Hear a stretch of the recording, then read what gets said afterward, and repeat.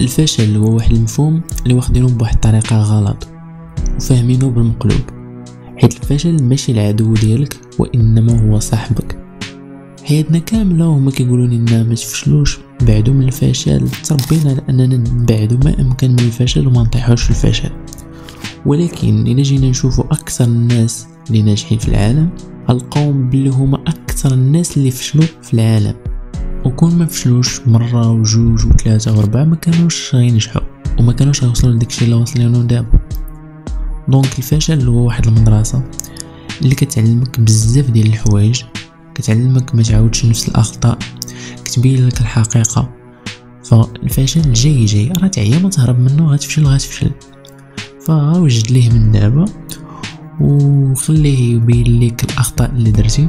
والفشل ديما خليه هو داك الحافز اللي كيخليك ديما تزيد لقدام وديما توصل لداكشي اللي بغيتي.